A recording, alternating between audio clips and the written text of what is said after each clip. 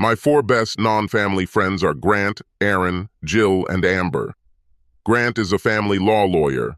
He is my doubles tennis partner and 5 years older than me. We had many discussions about divorce, reconciliation, expectations, and perspectives of married people. We discussed it over dinners and drinks at the tennis club, as spectators at sporting events, and during card games with other men. Aaron is a psychologist. We have done a number of charity events together and coach our son's basketball team and our daughter's soccer team together. Aaron is Grant's age, 5 years older than me, even though his son and daughter are the same age as mine, and they are good friends with my children. We also talked about divorce, reconciliation, expectations of men and women, and the psychology of marriage, sometimes with Grant if Aaron joined our card group, often just the two of us. Jill is a marriage counselor and my mixed pickleball partner. Jill is 3 years older than me and is also good friends with my wife Marie. In addition to meeting at the pickleball court and during lunch, Jill enjoys going on hikes, almost always with Marie and Jill's husband, but sometimes on her own. We also had many discussions about divorce and reconciliation. Amber is 3 years younger than me. I met Amber when I saved her from a bad situation. She claims that I saved her life, but I think that's overdramatic. Anyway, we became friends, and she also became friends with Marie. Amber is a public relations and media expert and probably has more friends and acquaintances than anyone else I know. The medical organization where I work, on my recommendation, used it a couple of times with great success to work with the public and the media. I probably talk to her on the phone or text at least every other day, and she often comes over to our house on the weekends and we hang out with her, sometimes with her beau. There is one more thing about Amber that only I know about. She works part-time for an elite escort. That is, a call girl. How I found out is another story that I won't go into now, but our relationship is such that she knows I don't judge her, so sometimes she even talks to me about it. She is lonely, but she has a wide circle of acquaintances. She enjoys her part-time job, and we often talk about relationships and the expectations of married people. If I ever cheat on Marie, I have no desire to do it, and I can't even imagine how to do it. I would want it to be with Amber, because she is the most beautiful woman I know, and she has a sparkling character. However, even if I were prone to cheating, and I definitely am not, this would never happen to her because she values our friendship, our relationship, my help, and my life advice. All four of my knowledgeable friends tell me that while there are exceptions, the two most common situations they know of when one, or both, spouses cheat are first when compromise is impossible and divorce is guaranteed. The second situation is when the offended spouse lacks self-confidence so much that reconciliation is sought regardless of the circumstances. In any case, the basic situation is black and white. In other words, there is no gray area. Of course, there are exceptions, but according to my friends, when cheating, they only take the gray approach about 10–20% of the time. I have often wondered what my opinion would be if I were the cheated spouse. Grant, Aaron, and Jill told me this. I never actually discussed this with Amber, but judging by other things she said, I'm sure she would have the same opinion. You can't know until you experience it yourself. I'd like to think that I would have managed to be in the gray area, but it's impossible to know until it actually happens. All four of my friends believe that a hard, no-holds-barred divorce usually doesn't work for those who don't cheat. Someone who doesn't cheat only finds a better spouse about 25% of the time and doesn't find anyone suitable at all 75% of the time. A cheater usually does not have a future life full of regrets and debauchery, as an honest spouse would like to believe, but in 75% of cases, he does not succeed. In the remaining 25% of cases, it almost completely returns to normal. In cases of forced reconciliation, the one who did not cheat usually, in 60–70% of cases, feels inadequate and embarrassed by his compliance, and often still ends in divorce within 5 years. Again, things are not going well for both the cheater and the one who is not cheating. Most of them don't end up living a good life afterward, but they don't end up penniless and hopeless either. The point is that black-white is not usually a solution. The gray perspective has the greatest chance of success. My name is Sam Buttry. At the beginning of this story, I was 35 years old, working for a large medical organization as a medical laboratory manager. I have a bachelor's degree in medical laboratory science from the University of Cincinnati, a master's degree in medical laboratory management from Virginia Commonwealth University, and an ASCP certification. 35-year-old Marie Buttry and I were married for 11 years and have 2 children, Jimmy, 9, and Julie, 7. Marie worked in pharmaceutical sales. This alone will tell you that she is pretty and smart, because although it is unfair, pharmaceutical companies only hire pretty sales reps. Besides being smart and pretty, Marie is in good physical shape. She and I train either together or separately at least 4 times a week, and we both have above-average muscles and endurance. I loved being married to Marie. We seemed to suit each other in almost every way. I would rate our sex life more than a 9 out of 10, and our friendships a 10. Marie is a good mother who gives our children sincere love and attention without overdoing it. Although we have some division of labor between men and women, for example, she does most of the cooking and I do most of the lawn work, we try to divide all household chores equally as much as possible, and both participate in both children's activities.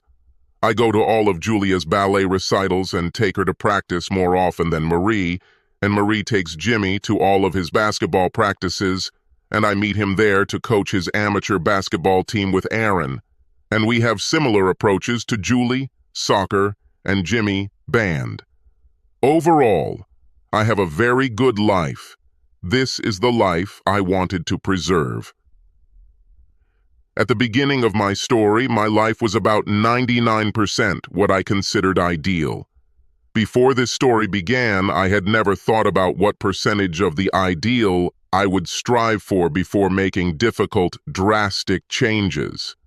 One day in May, shortly after Marie's 35th birthday, I realized that I was not living 99% of my optimal life. It was Saturday, and Marie had returned late from the health club. In about 30 minutes, I had to coach Julie's soccer team and Jimmy had to go to band practice.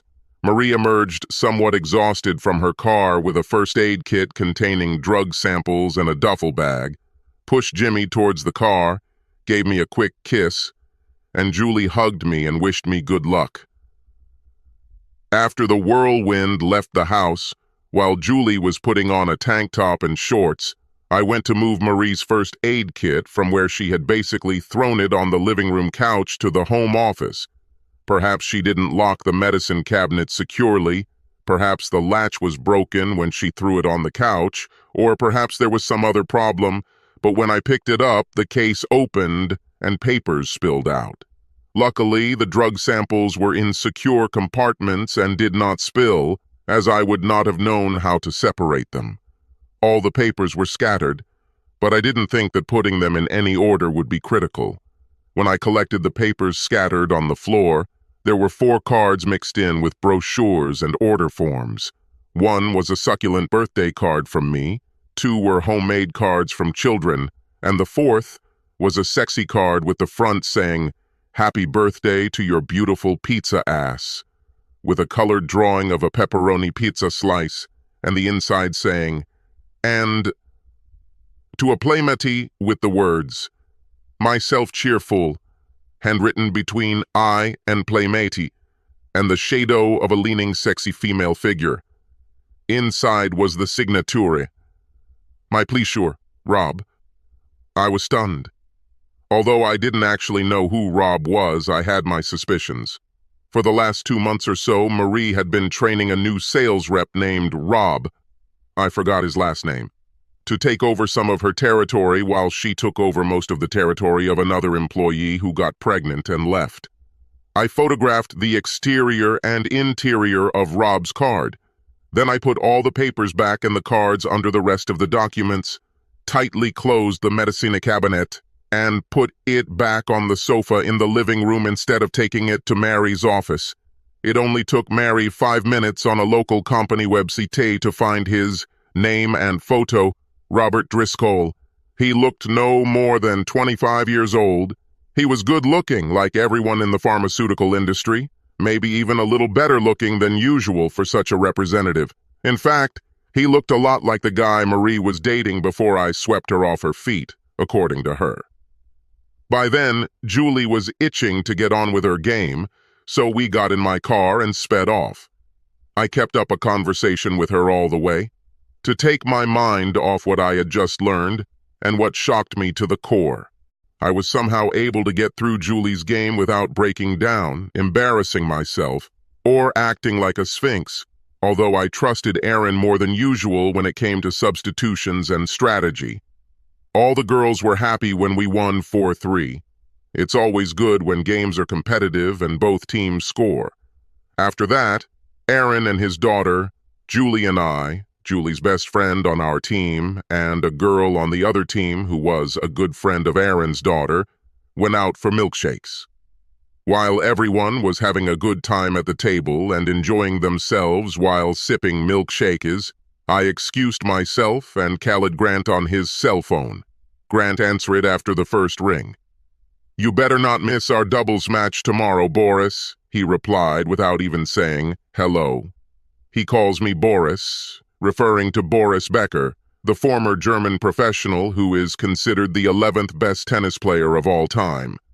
I hope he calls me that because he thinks I look exactly like Becker, 6'3", blonde hair, blue eyes, very attractive, or because of my tennis ability, and not because Boris was convicted of tax evasion after his retirement.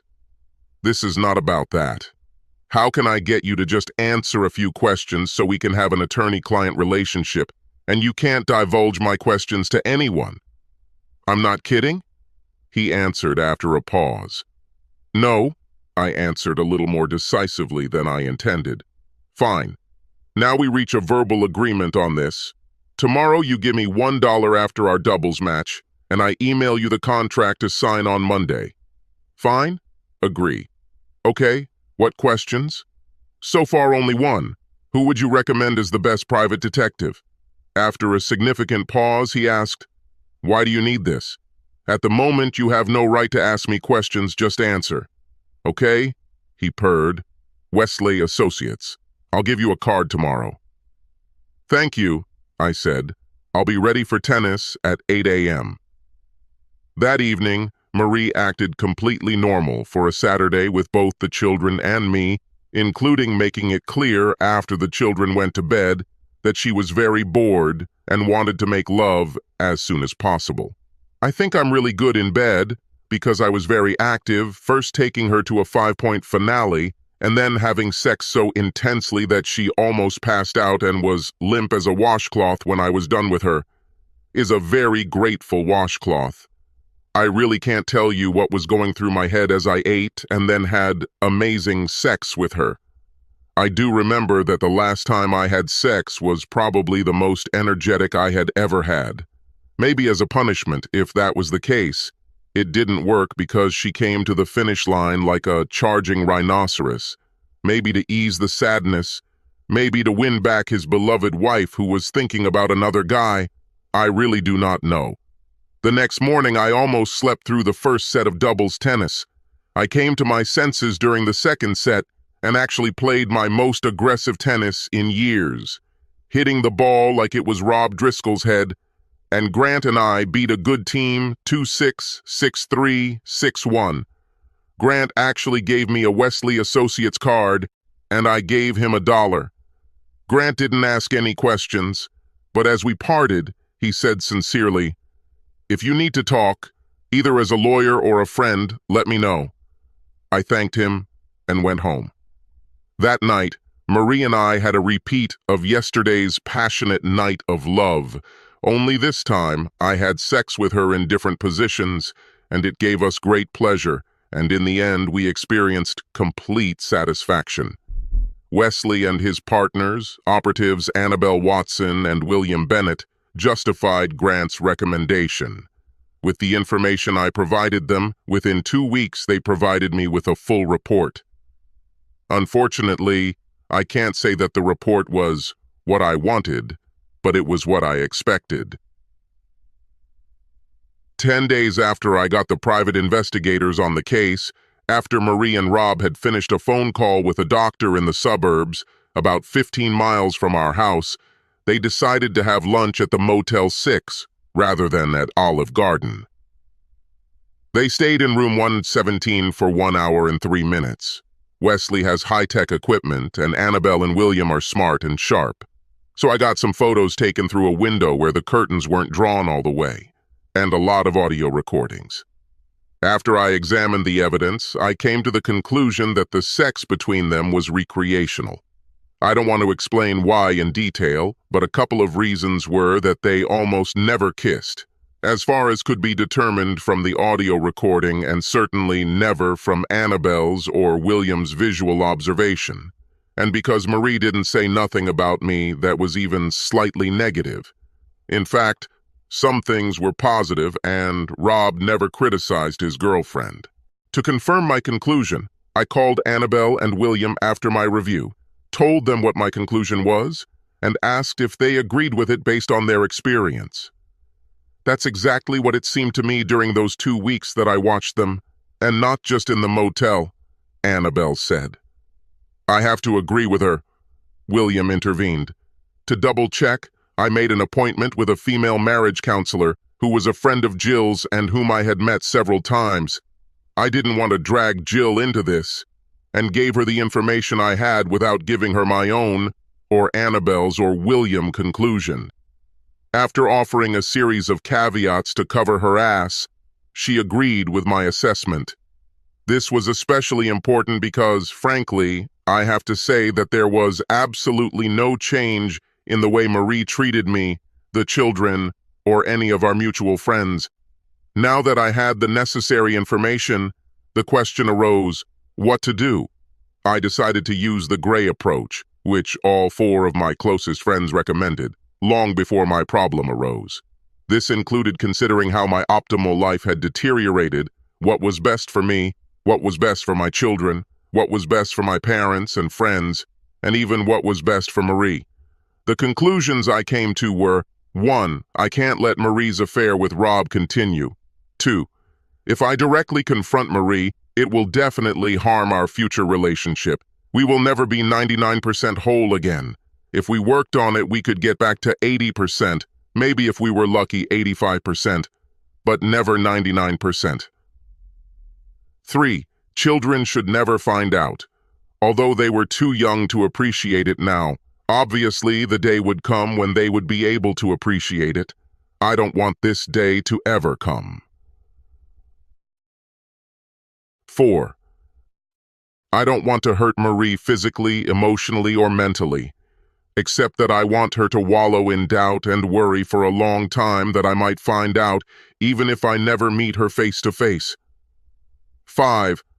I want Rob to pay. I had an instinctive caveman reaction to him. What I really wanted to do, although nothing good would ever come of it, was beat the crap out of him. I wanted to discourage him from having sex with my wife with a couple of quick kicks with steel-toed boots, like in some online fantasies. But I knew it had to be more subtle, but lasting. This couldn't entail telling his girlfriend, because then Marie would eventually find out. 6.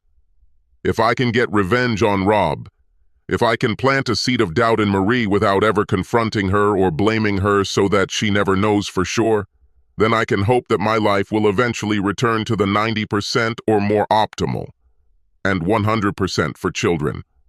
7. We must act quickly. I don't want another meeting between Marie and Rob. Now that I had all the parameters set, the question arose, what exactly should I do? Because I work for a medical company and run a laboratory, I know a lot about drugs, viruses, bacteria, and other substances that enter the bloodstream and the effect they have on the human body. After studying all the information I had, my first idea turned out to be the best. I will infect Rob with both herpes simplex virus 1, HSV1, and herpes simplex virus 2, HSV2. Both may appear within 2 to 12 days. If a particularly virulent strain of HSV1 is used, it can be said with almost certainty that it will appear externally within 2 to 4 days. I need to find a way to infect Rob so that he will show obvious symptoms within 2 to 4 days, while ensuring that Marie is not infected. I hired Annabelle and William again to carefully study Rob and try to find a way to make sure that Marie had no chance of getting infected from him before he showed obvious symptoms. Marie knows enough about medicine to easily recognize HSV1 and will avoid Rob like the plague and will undoubtedly be nervous. As it turned out, everything worked almost perfectly. The only thing that didn't work was that I couldn't stop Marie and Rob from having one more and final fun sex session. They had a meeting 13 days after the one that Annabelle and William witnessed. This time it was on a Tuesday in the suburbs at the Holiday Inn Express, room 142. They were in the room for 57 minutes, and there was good sound, but only 2 grainy photos. The audio recording, in fact, was no different from the first one, and did not contradict my conclusion about recreational sex. On Thursday, after this meeting, Rob was in the locker room of the establishment, where he played squash. An out-of-town operative, whom I had arranged and paid for online, and whom I had never met in person, came across Rob in the locker room and injected him with a high concentration of HSV1 and HSV2. I arranged the day so that Marie would have to stay home that Friday. She was almost finished teaching Rob, and he could handle the work himself. I also lied about winning a contest to go to Las Vegas, which surprised Marie. Marie and I had a surprise vacation scheduled for Saturday through Wednesday of the following week. She didn't see or contact Rob on the weekends. To make the vacation possible, I had already made arrangements with Marie's secretary to move Marie's appointments from Monday to Wednesday, and for her parents and mine to take turns looking after the children, taking them to weekend activities and to school and back on weekdays. The short trip to Vegas had the added benefit of improving Marie and I's sexual compatibility, which had been lacking to begin with, although I was still having trouble clearing my mind of her relationship with Rob. I wanted to give her the best sexual experience of her life, so I bought some little blue pills. In the 4 nights and 5 days we were in Vegas, Marie and I made more love than in any week before in our lives. This even included me having sex several times in different positions, even things that we had never even discussed before, and things that she didn't want to try in Vegas, but that she ended up liking once she recovered from her fainting spell. Marie left for work Thursday morning after our trip to Vegas, happier than I've ever seen her. She returned on Thursday evening, nervous and sullen. Of course I knew why. She saw the outbreak of herpes on Rob's face.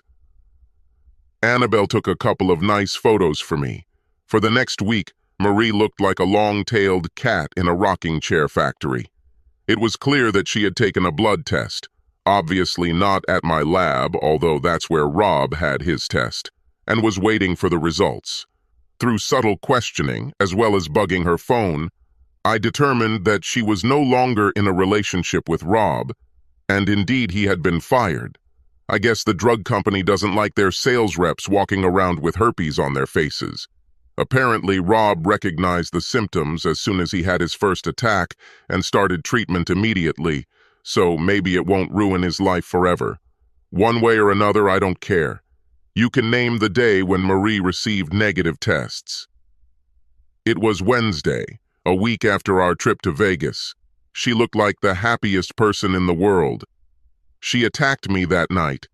She had previously been begging for sex ever since we got back from Vegas, first complaining of sexual fatigue from our sex dates there, and then of a disease she didn't want me to catch from.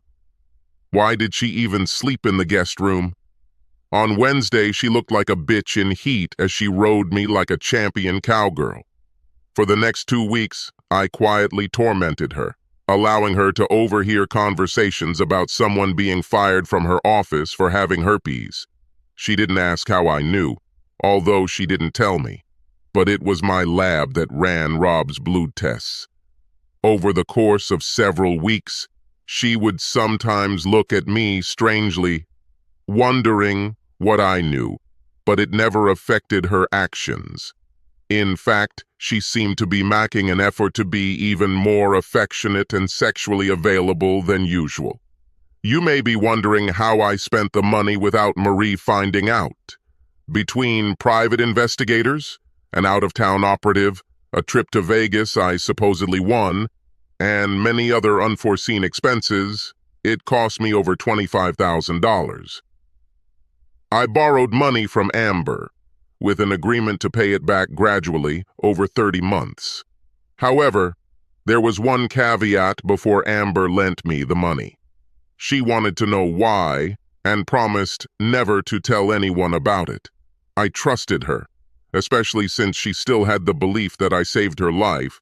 Although in my estimation this was an exaggeration, what I got her out of was a serious, risky business, but nothing more. So I told her. I tried to tell her just the basics, but in the end, she got the whole story out of me. I also told Amber that I might give up on Marie once the kids went off to college, if I couldn't completely forgive and forget her affair. Amber placed $25,000 cash in front of me and said, "That's the problem. You get them back gradually over 30 months, but that's not all. By the time Julie goes to college, 11 years from now, I will have quit my part-time job early. If you give up on Marie, you and I will become a couple to see if we can be compatible in the long run. Agree?" I couldn't believe what she just said. This meant that she had subtle feelings for me. And although she would never try to break up my marriage, if she did, she wanted to try to be with me. "But you are younger than me and can get married earlier," I muttered. "Younger doesn't mean anything. The chances of me marrying someone other than you are slim. But if that happens, we'll reconsider everything then. So, is this a deal? Or should I put that money back under the mattress?" After a pause, I said, "Deal." Then Amber kissed me on the lips for the first time in my life. It wasn't an easy kiss. It was the kiss that turned off the fire alarm. My knees went weak after she interrupted him. "This won't happen again until Julie goes to college," she grinned, then stuffed some of the cash into my pants. While I was all excited and she clearly felt it and smiled, left the rest of the money on the table, and leisurely walked out. It's been 8 years since Rob got herpes and Marie found religion, so to speak. I now truly believe that I have over 90% of my optimal life, and I am very glad, especially considering how well my children are doing, that I took the gray, also known as weighted, approach rather than the black one, or white. Sometimes I almost wish I had given Rob herpes and gotten him fired. Almost. The reason I ultimately don't feel guilty is because if I hadn't done something about Marie's recreational sex with Rob, I would never have been able to psychologically accept the gray approach. Will I give up Marie once Julie goes to college? At the moment, I can't say. I know Amber stays in the background. Of course, I paid her back the loan in less than 30 months and gave her a diamond bracelet after the last payment. Since then, I have never seen her without a bracelet. Just 2 days ago, while we were hiking with a group, including Marie, Amber, and I fell behind the others, and Amber said to me, "In case you're wondering, I quit my part-time job." I smiled at her. She smiled back. "Only 3 years left before Julie goes to college," she chuckled. Then I received the second hot kiss of my life from her, and we quickly caught up with the